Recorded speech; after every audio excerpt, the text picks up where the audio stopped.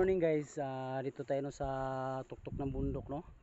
Dito po ako natulog sa amin, yan sa baba, sa payag, yung kubo namin guys. Sa ngayon guys, sa yung ano ko guys, yung ruta ko ngayon guys, pupunta naman ako doon sa Macupa, Leyte, Barangay Macupa, Leyte, Leyte Province.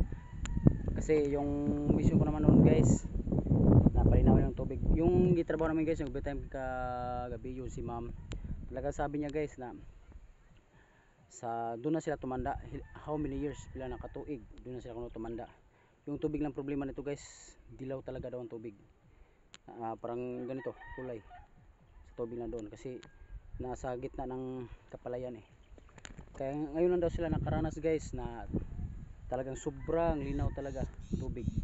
Ang gawa kong tubig guys, yung nila inaakala guys na ganun pa ang resulta sa gawa ko guys, kasi sobrang hindi naman kapaliwanag.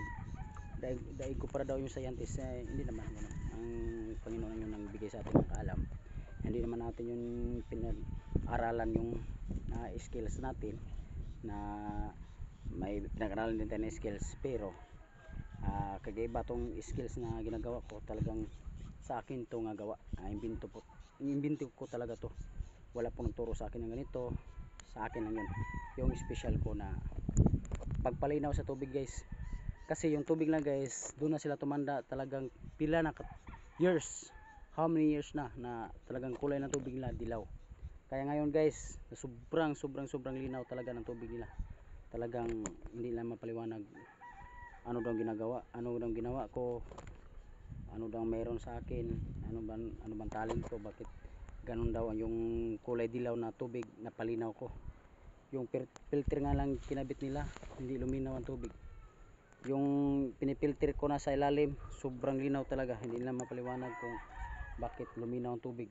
Pila na sila, many years na sila doon lang daw sila tumanda, pero ngayon lang daw napalinaw ang tubig nila doon sa gawa ko. Yung sa akin talagang imbento, sa akin po talaga guys. Hindi yan tinuro sa akin, hindi yan pinag-aralan ko, talagang pumasok lang sa isipan ko.